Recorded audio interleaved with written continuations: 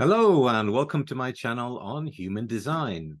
Well, this episode is going to be on the cycles of life, and we're going to start off with a question from one of our regular supporters, QS, and she's asking about the sixth line. Here's her question.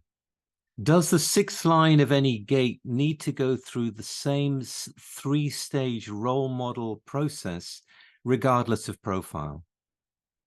I have the one line 6 and the 2 line 6 in my personality nodes from a defined G center. So yes, Stuart, I believe it does have to go through a mutation. They are mutation lines after all. And what is the sixth line? The sixth line is the line above the first 5 lines. It is looking to the next hexagram. It's not so concerned with the hexagram itself. And it's a maturing process. I have 7 6 lines in my chart, and I didn't really realize that until I got into my 50s. And then it was like I kind of had a completely different perspective on things through those lines, which I didn't have before. So there is a kind of a click that happens to the 6 lines as you get older. Do they have to go through the 3rd line process? Well, you can ask yourself that. If you've got a 1 line 6 in the nodes, then think about the 1 line 3. Think about the trial and error creativity that came out of you. See now that there is more objectivity. See more now that what you're looking at in terms of the vision is a 2 line 6, but now it's really about being quite fixed on what that vision is. You know, you would have got rid of all the stuff that doesn't matter, that's getting in the way. It's like, well, this is the nub of it. And if that's what you're meeting in your life, then you know from your own experience that it works that way. After all, the 6th line is a line of wisdom. And you don't get wisdom without going through the experience of whatever it was about. You know, the wisdom is something that arises out of the experience of whatever that hexagram is. That's the way I see it. So, yes, I think that is the way that it works.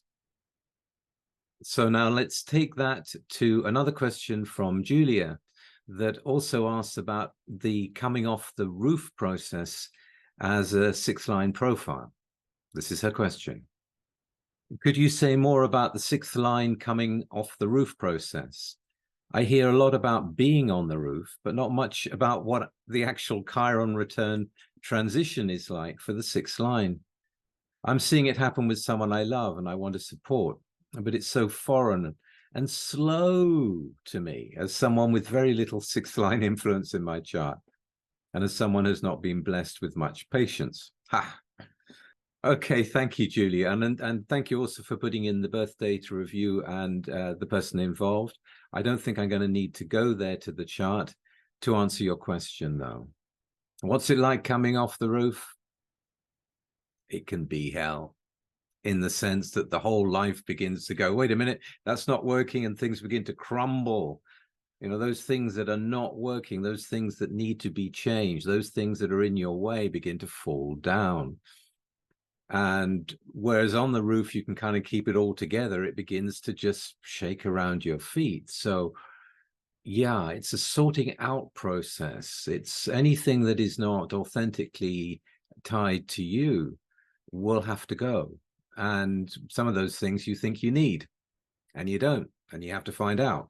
So yeah, it can be very challenging coming back into the world during that process. But remember, you're getting to the point where you're here to live, or this person is here to live according to who they are. So anything that they're holding on to that is not authentic will not work anymore. And the old ways, based on something that was not a good fit, will also have to go. That's just the way it is. But don't forget, you're heading into the second Saturn return, where there is this opportunity for a whole new refreshment of the life in that new cycle. So for that, let's go to another regular supporter of the channel, 5Cat, has asked a question about those cycle changes. Here's the first part of the question. For those that have completed their Chiron return and are headed towards their second Saturn return, what do you feel are the areas most important to reflect on so that we can make it to the second Saturn return in the healthiest and most authentic way? This transition, Chiron is there for healing and transformation, but in terms to heal and in terms of being transformed, you've got to face things that you haven't been looking at. You've got to encounter the things that are not part of who you really are at an authentic level. So the healthiest thing I can pass on is know that things are going to fall down, know that you haven't quite got to the new cycle, but you're heading towards it. So whatever you're holding on to that is not right, let go. Let go. See it as the shedding of a skin. See it as a preparation for a new life and a new cycle. That's what I would say to you. It can involve a lot of pain and grief, that, you know, things that you don't want to let go of, things that you got used to. And yet, you know, you live in that life with whatever those circumstances or people are around you, and it feels like something's just doesn't fit anymore. It feels too tight. See, feels too predictable, feels too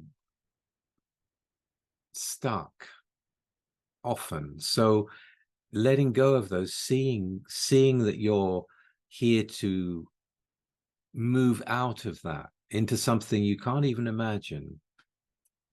So you're going into something different. Remember that. Remember there's a whole new cycle coming, and you've got these years of being affected by the Chiron before you actually get there. So lots will come up. And when the new cycle begins, you'll have your feet on the road again.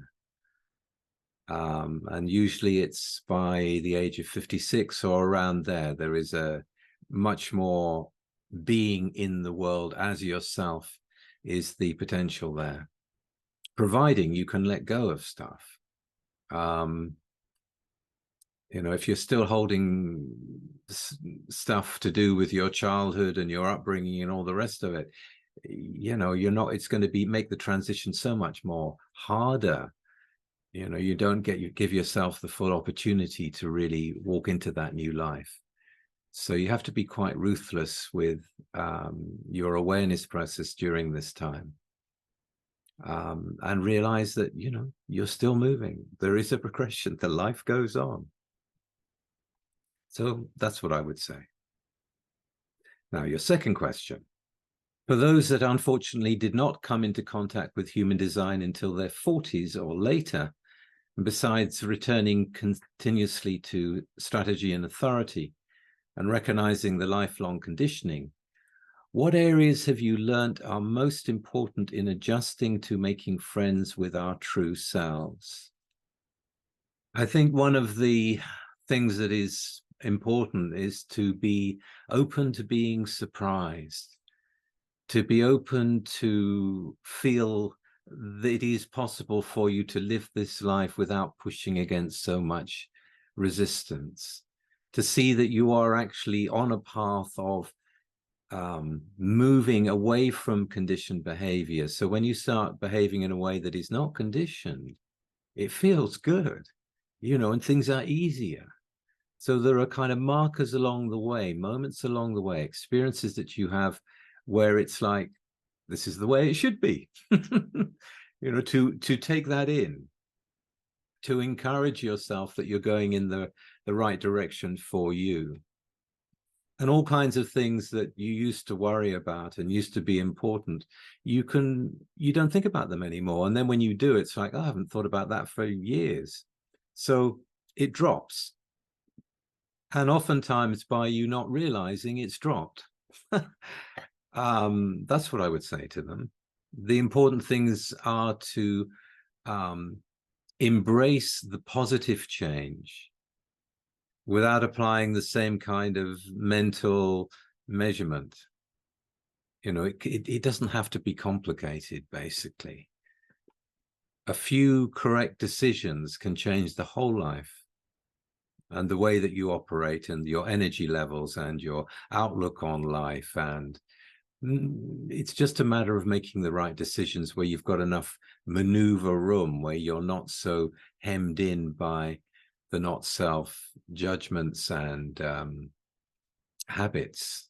So to notice when certain habits begin to fall away, to notice that your boundaries are becoming clearer, that you're not going to put up with being in the company of people that are not enlivening for you, the falling away of friends that aren't really friends, the meeting of new people that are much more akin to the way that you like to operate and the kind of conversations that you like to have. So the life becomes more engaging, and you become more alive in it, to notice those times, you know, just to notice the positive changes that are happening bit by bit by bit by bit. It's not like, you know, you walk through a magic door and suddenly, you know, there you are, you know, fully you. No, it's a process of getting the stuff out of you, getting the mind control out, letting the mind do its thinking without you getting involved with it, without you paying too much attention to it when it comes to your own life, because it really doesn't know. To pay attention to whatever your inner authority is, to become allies with that, friendly with that.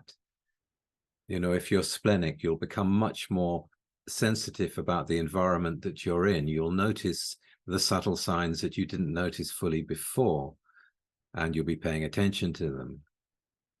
If you're emotional, you know, you go through the emotional waves, but it's not like it's something you want to rip out of your body. After a while, it's like, well, this is the way that I process. And yes, you know, I'm going to be down. That doesn't mean that it's anybody's fault. That doesn't mean there's anything you can do about it. It's just the movement, the feeling through that until you come through it on the other side.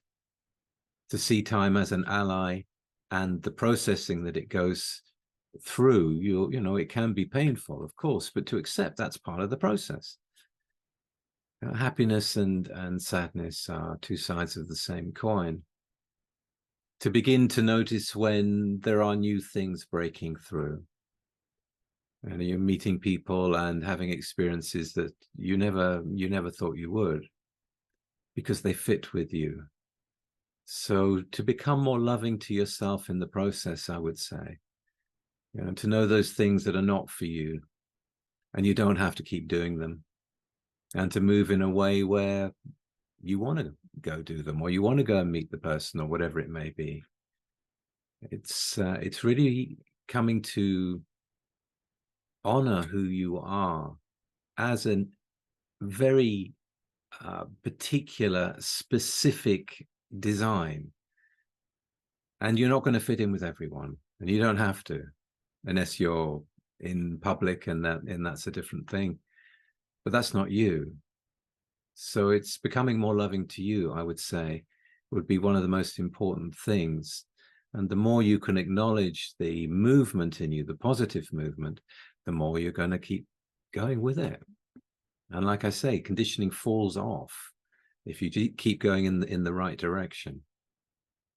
There can also be a appreciation of your correct environment and how that helps you. So some people, for example, really enjoy a quiet environment with not much intrusion from the outside. Some people need more noise, need more action around them.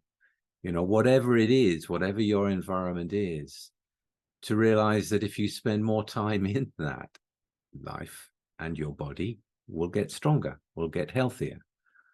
And just to notice that, the difference. You know, if you're a triple split and you know, you're keeping away from people, it's not a good, you know, you just feel more split. So you begin to go out and go through the public auras, and you begin to feel more connected inside of you because of the auric connection. And so that becomes part of your life. And it's not like I must do it.